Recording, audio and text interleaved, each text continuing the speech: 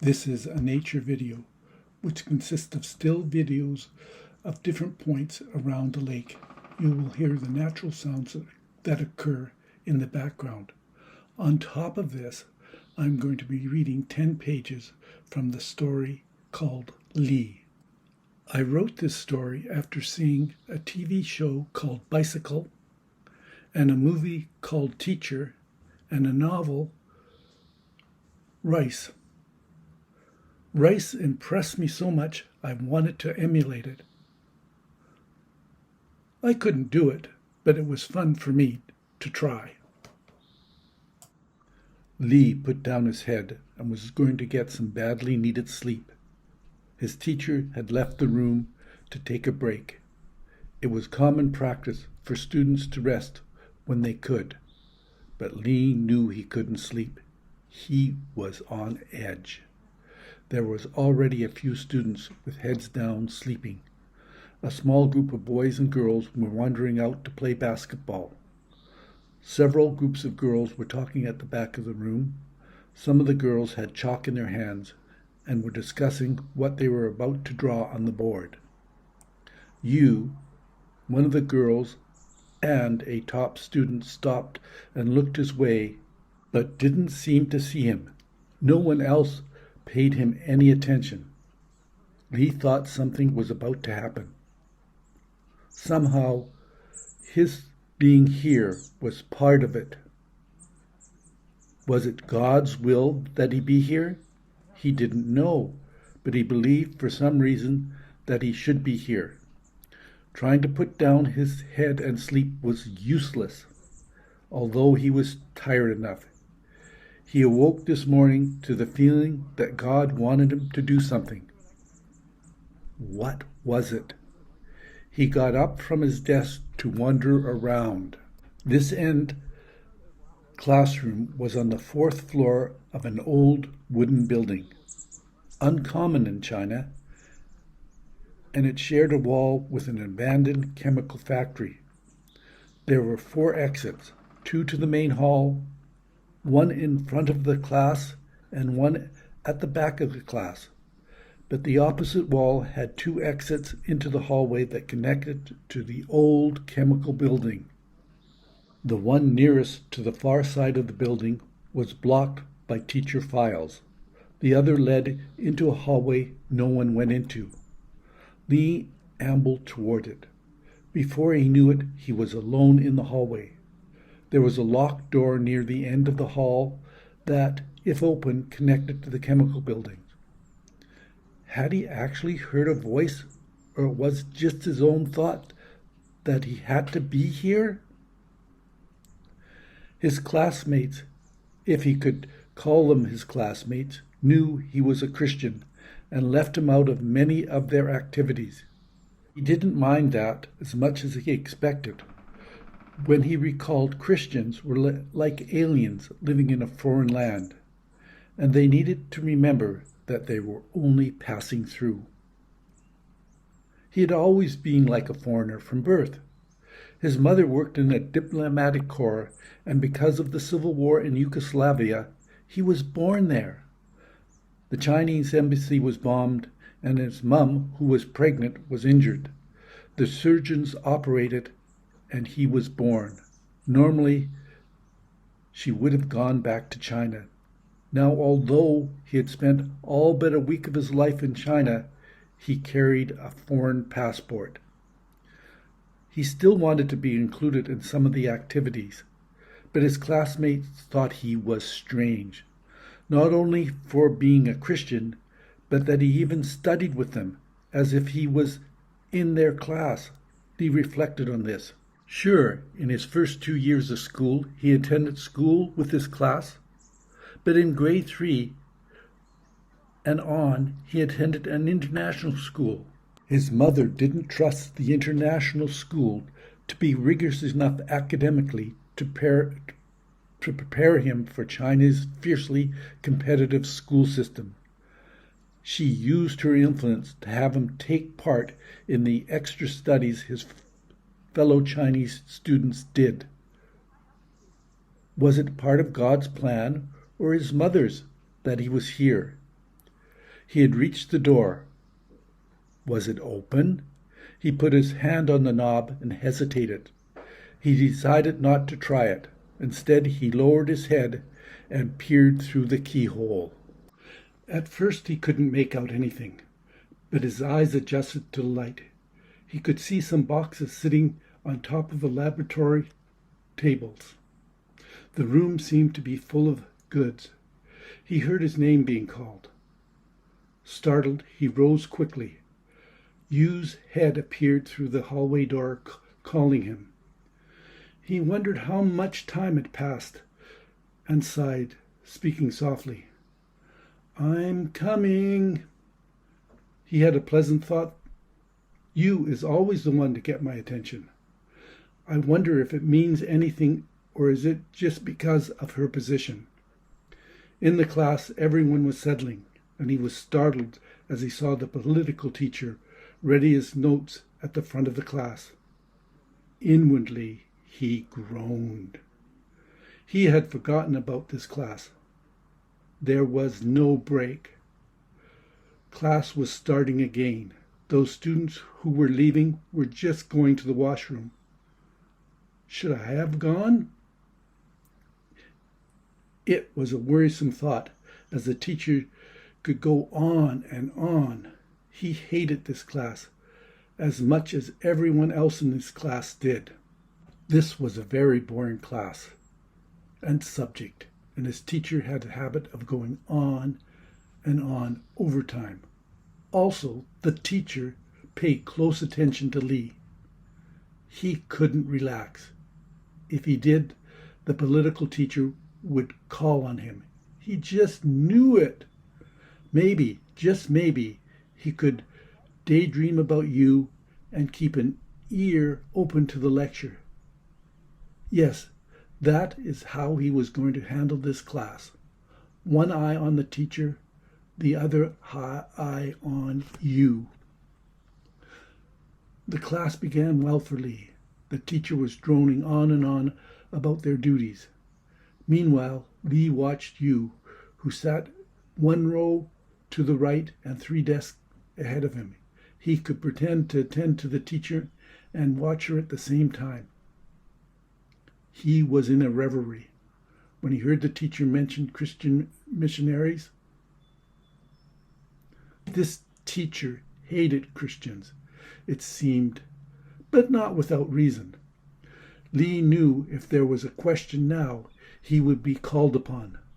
The teacher would want Lee to answer a question dealing with Christians' misdeeds. Lee had a small surge of panic. Which missionaries was he talking about? Was it the German Karl Gustav, who translated for the opium shipping trades on the coast of China in the 1800s? Or Christian missionaries in general? Gustav actually gave out Christian tracts from the opium ships. How could Gustav not know this distorted his intent? Opium and Christianity did not belong together. He decided to pay better attention. Luckily, his teacher was mentioning missionaries in the passing as another threat to China to emphasize the importance of being vigilant. Could he go back to thinking about you? I should be thankful for the missionaries, he thought. But he didn't really feel like being thankful. All he wanted was to think about you. Then he thought, but if it hadn't been for missionaries, he would have never become a Christian. It had all started with his grandpa, who became a Christian in the 30s. His grandpa had been building a business in Shanghai. Shanghai was in focused mayhem in the 30s. When was it not? The economic capital of China is always in an economic turmoil. Grandpa left his village that was close to the small town of Maashan when the crops were bad and many were starving, and he made his way down the Yangtze River to Shanghai, hoping to improve his lot. There he arrived penniless and hungry, but he had a strong back and a desire to work. He didn't know the ways of the big city and drifted around bewildered by everything for weeks. He found a few odd jobs, but nothing that lasted. As he had wondered, he passed more than a few young men who were like him, and sometimes they talked.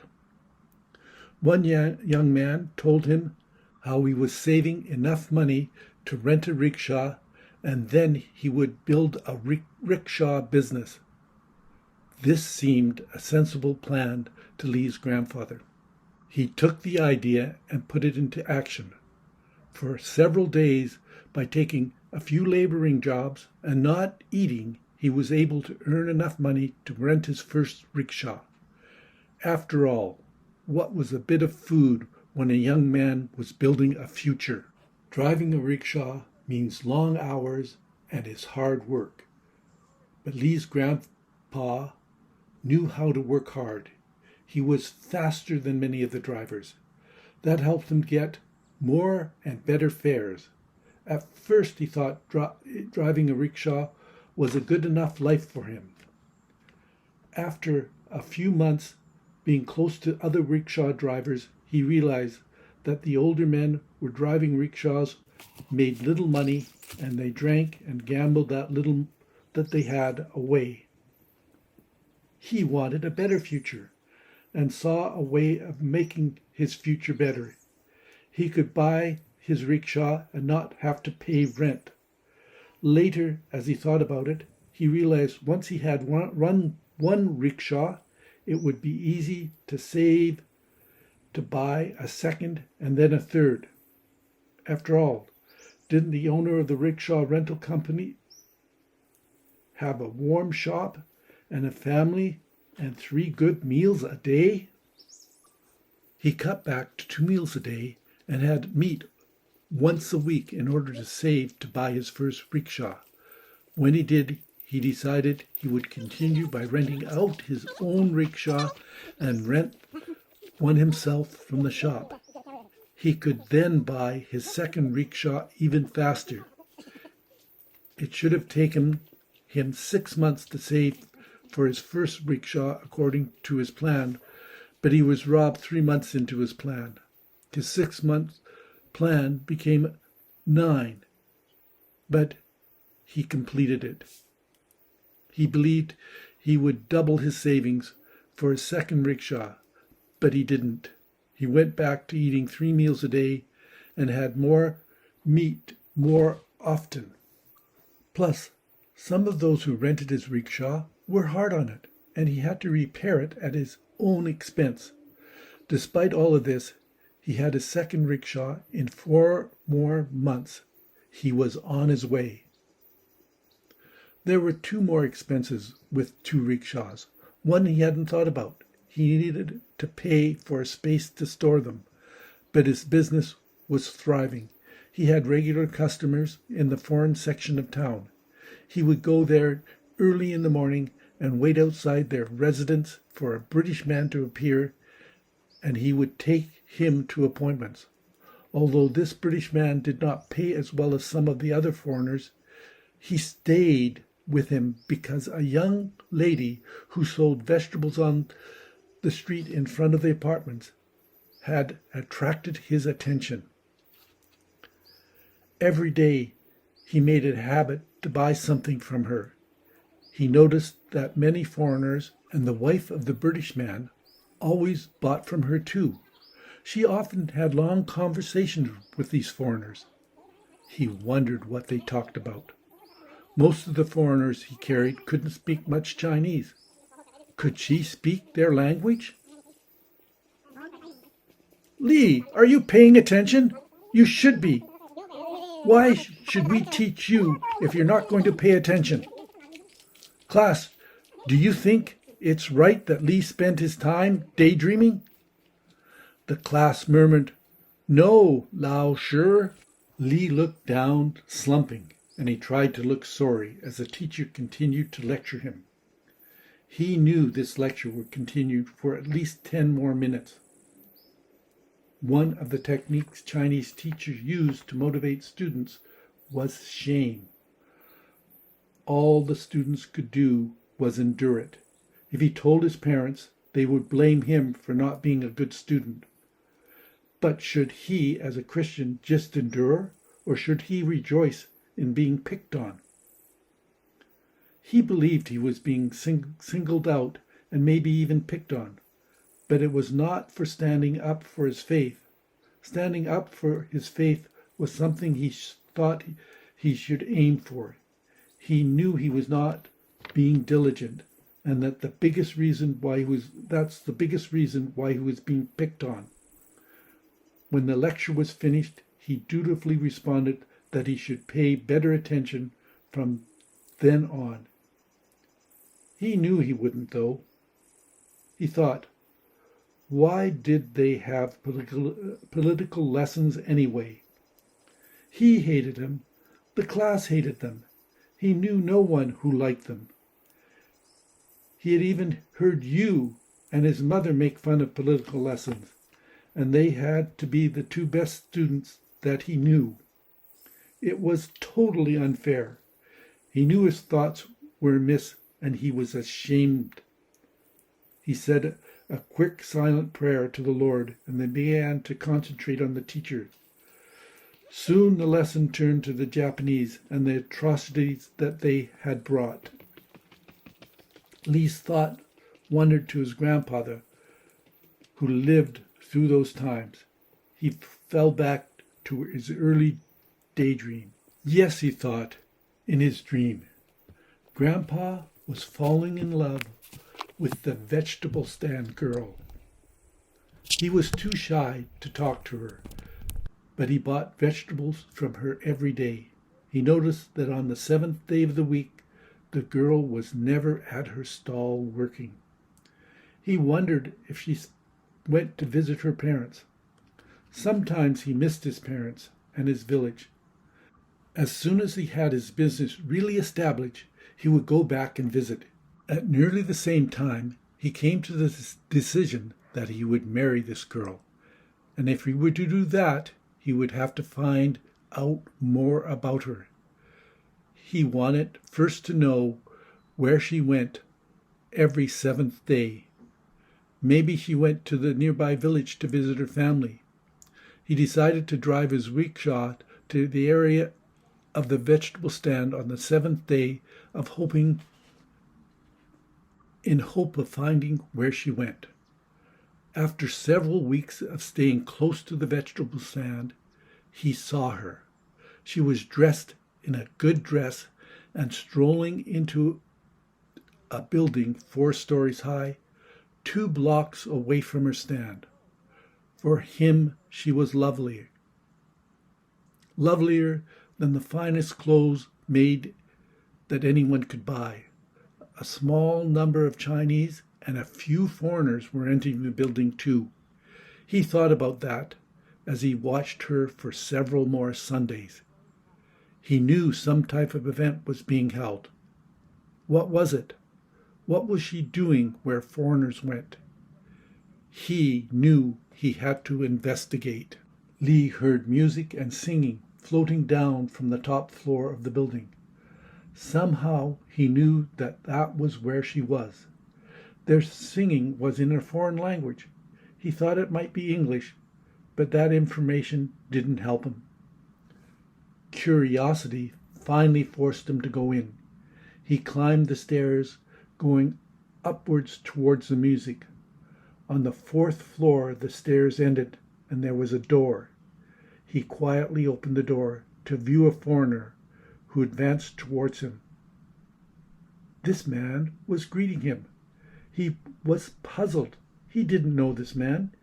He felt relief as he bent to look cautiously around the advancing man, and then he spotted his girl. He thought of her as his girl, despite never having spoken to her except when buying vegetables from her. He only saw her back, but he thought she was singing. He didn't really know what to do, so he quickly turned and managed to exit before there was a commotion.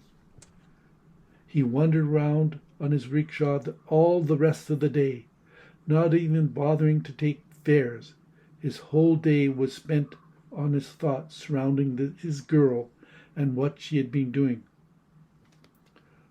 Was she involved in some sort of foreign religion? Should he get involved with her if she was? He wasn't a religious person, but he needed to think about his ancestors and how they thought about religion. I have finished reading the first 10 pages of Lee. If you want to hear more, tune into future videos on my YouTube channel. Another way you can hear this is to send me $10 by bank transfer to epshook@yahoo.com. So it's epshook@yahoo.com. I would rather you listen to it as a serial novel, though it is up to you. Hope you enjoyed it. Have a great day.